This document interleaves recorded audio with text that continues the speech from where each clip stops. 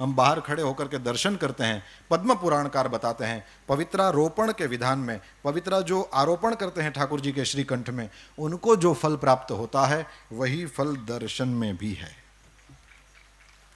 अब जो मेरे पास समय है उसमें मुझे जो मुख्य कहना था वो कहूँगा, तुलसी की महिमा सुनाऊंगा, क्योंकि तुलसी हमारे जीवन में हमारे साथ एकदम सटी हुई है और उसका हमको रोज काम पड़ता है, तो हम उसके साथ रहते हैं, इसलिए तुलसी जी की कुछ बातें आपको बताऊंगा। लिखा है शंकर भगवान के मुख से ये तुलसी महिमा बताई गई पद्म पुराण में। लिखा है कि तुलसी का महात्म्य भर सुन लेने से जन्म मृत्यु के चक्कर से हम छूट जाते हैं। जन्म से लेकर मृत्यु पर्यंत जितने भी पाप हुए हों, केवल तुलसी महात्म्य सुनने से नष्ट हो जाते हैं। सुनिए, लिखा है तुलसी का पत्ता, फूल, मूल, शाखा, छाल, तना और मिट्टी आदि सभी पावन है। तुलसी संभवम सर्वम पावनम मृत्तिकादिकम। जो तुलसी काष्ठ का चंदन श्री कृष्ण को अर्पण करता और उनके श्री विग्रह में भक्ति पूर्वक लगाता है, वो सदा श्री हरि के समीप रमण करता है। यही हरिचंदन है। तुलसी का काष्ठ भी चंदन काष्ठ की तरह घिसा जा सकता है, यही सर्वांगे हरिचंदनम है, इसी को हरिचंदन। तुलसी का काष्ठ इसमें घिस दो, हो गया हरिचंदन, या तुलसी का पत्ता उसमें घिस दिया, हो गया हरिचंदन। ये ठाकुर जी को धराया जाए। जो तुलसी काष्ठ की आग से, तुलसी की जो सूखी लकड़ियां हैं उसको ऐसे ही कचरा समझकर फेंक न दें, इसका भी उपयोग है। लिखा है जो तुलसी काष्ठ की आग से भगवान के लिए दीप जलाए, तो कान खोलकर सुनिए, उसको 10 करोड़ दीप दान का फल मिलता है। जो ब्राह्मण तुलसी काष्ठ की अग्नि में हवन करते हैं, उन्हें एक एक सिक्त अर्थात भात के दाने में अथवा एक एक तिल में अग्निष्टोम यज्ञ का फल मिलता है, जिस यज्ञ के कुंड में तुलसी का एक छोटा सा काष्ठ डाल दिया जाए।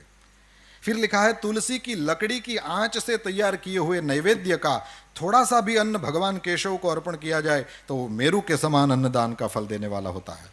जो भगवान को तुलसी काष्ठ का धूप देता है, भगवान ने એટલે આપણે અગરબત્તી સળગાવી એમ સળગાવીને મૂકી દેવાય ને, મેં ટ્રાય કરી લીધી બોલવું હતું એટલે પણ બુઝાઈ જાય, એટલે આપણે ઘી કે કંઈક લગાડીને કદાચ કરીએ તો રહેશે।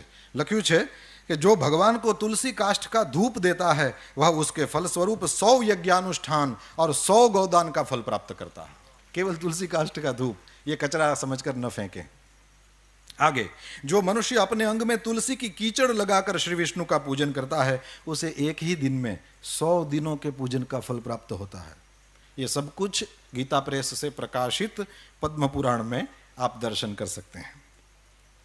लिखा है तुलसी की जड़ की मिट्टी से स्नान करने से तीर्थ स्नान का फल मिलता है। जो तुलसी की नई मंजरी से भगवान की पूजा करता है, वो जब तक सूर्य चंद्र है तब तक वो पुण्य भोगता है। तुलसी द्वारा पूजित होकर भगवान श्री हरि भयंकर उत्पातों, रोगों तथा अनेक दुर्निमित्तों का भी नाश कर डालते हैं। फिर लिखा है प्रतिदिन तुलसी दल से पूजा करेगा कोई व्यक्ति भगवान की तो वह धनवान होता है। तुलसी की मूर्ति संपूर्ण सिद्धियों को प्रदान करने वाली है।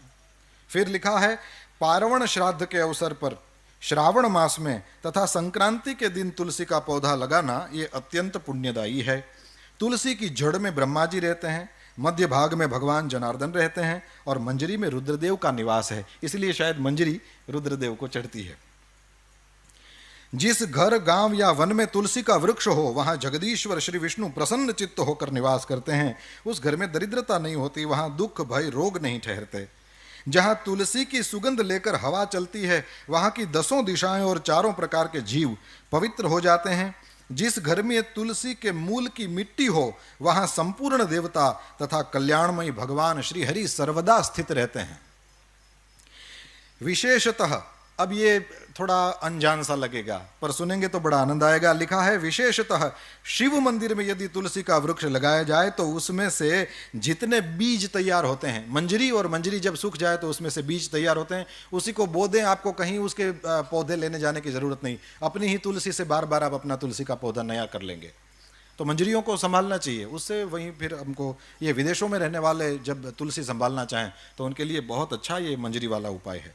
तो लिखा है कि शिव मंदिर में यदि तुलसी का वृक्ष लगाया जाए तो उसमें से जितने बीज तैयार होते हैं, फिर कान खोल के सुने, उतने ही युगों तक मनुष्य स्वर्गलोक में निवास करता है। भगवान के समीप पृथ्वी तल पर तुलसी लगाने से सदा वैकुंठ की प्राप्ति। तुलसी सर्वत्र पवित्र है और पुण्य तीर्थों में वो अधिक पावन मानी गई है। और फिर लिखा है कि तुलसी वृक्ष के बगीचे का दर्शन और स्पर्श कर लेने मात्र से भी ब्रह्म हत्या आदि पाप नष्ट हो जाते हैं। जिनका मृत शरीर, अब थोड़ी और्ध्वदेहिक बातें भी कर लें और फिर मैं पूरा करूंगा। लिखा है जिनका मृत शरीर तुलसी काष्ठ की आग से जलाया जाता है वे विष्णु लोक में जाते हैं। ये जब से मैंने पढ़ा है, मैं जहां भी पहुंचता हूं, किसी की अर्थी वगैरह को देखता हूं, अपने घर से तुलसी काष्ठ ले जाता हूं या वहां कहीं खोज करके उसमें डाल देता हूं। इसमें सबसे पहली मेरी दादी माँ थी। मैंने जब पढ़ा तो उसके बाद सबसे पहली जो भगवान के धाम में गई वो मेरी दादी थी, और मैंने उसी इस वचन को याद करके तुलसी काष्ठ कर दिया। मैंने कहा वह तो वैसे ही जाएगी, हवेली में जिंदगी भर ठाकुर जी की सेवा करने वाली क्यों वैकुंठ में नहीं जाएगी, वो तो यहाँ थी तब भी वैकुंठ में थी। तो ये करने जैसा है, ये हम कर सकते हैं, इसलिए मैं कह रहा हूं। जिनका मृत शरीर तुलसी काष्ठ की आग से जलाया जाता है वे विष्णु लोक में जाते हैं। मृत व्यक्ति यदि व्यभिचार आदि किसी भी पाप से ग्रस्त हो, तुलसी काष्ठ की अग्नि से देह का संस्कार होगा तो वो शुद्ध हो जाएगा। लिखा है जिसकी मृत्यु के समय श्री हरि का कीर्तन, स्मरण और तुलसी की लकड़ी से जिस शरीर का दाह किया जाए उसका पुनर्जन्म नहीं होता। आपको लगेगा कि इतने सारे तुलसी काष्ठ कहां से लाएं, क्योंकि मनुष्य शरीर के लिए तो ज्यादा चाहिए। तो यहां लिख दिया है यदि दाह संस्कार के समय अन्य लकड़ियों के भीतर एक भी तुलसी काष्ठ हो तो करोड़ों पापों से युक्त होने पर भी मनुष्य की मुक्ति हो जाती है। तुलसी काष्ठ से मिश्रित होने पर सभी काष्ठ पवित्र हो जाते हैं। वैसे श्मशान में यदि कभी जाना हो तो लिखा है कि श्मशान का वो जो मृतक अग्नि है, चिता जब जलाई जाए तो मृतक जो अग्नि है उसमें से जो धुआं उठता है, वो धुआं यदि स्पर्श कर जाए तो लिखा है कि जन्म भर किया हुआ पुण्य खत्म हो जाता है। अब यहां और कुछ लिखा है, यदि तुलसी का स्पर्श करा दिया जाए तो क्या होगा। लिखा है जिस अग्निशाला या श्मशान में घी के साथ तुलसी काष्ठ की अग्नि प्रज्वलित होती है वहां जाने से मनुष्यों का पातक भस्म हो जाता है। उसमें पुण्य भस्म हो जाने की बात है, यहां पाप भस्म हो जाने की बात आई। तुलसी काष्ठ की अग्नि से मृत मनुष्य का दाह होता देख क्या होता है, बोले विष्णुदूत ही आकर उसको वैकुंठ में ले जाते हैं। वो करोड़ों जन्मों के पापों से मुक्त होकर भगवान विष्णु को प्राप्त करता है। जो मनुष्य तुलसी काष्ठ की अग्नि में जलाए जाते हैं उन्हें विमान पर बैठकर वैकुंठ में जाते देखकर देवता उनके ऊपर पुष्पांजलि चढ़ाते हैं। ऐसे जीव को देखकर भगवान विष्णु और शिव संतुष्ट होते हैं, और लिखा है श्री जनार्दन सामने जाकर हाथ पकड़कर अपने अक्षरधाम में ले जाते हैं। और फिर पिंडदान की बात, पिंडदान में लिखा है कि तुलसी दल को मिलाकर पिंडदान करने से 100 वर्ष तक पितर तृप्त रहते हैं। यह तो किया ही जाता है। तुलसी वन की छाया में पितरों को तर्पण करना चाहिए।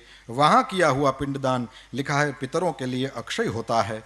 और 260वां अध्याय, इसमें समुद्र मंथन की कथा है, और समुद्र मंथन की कथा में नई बात लिखा है महालक्ष्मी जी प्रकट हुई, फिर चंद्रमा प्रकट हुए, और पद्म पुराण का वचन है कि चंद्रमा प्रकट हुए जो हम सबके मामा हैं।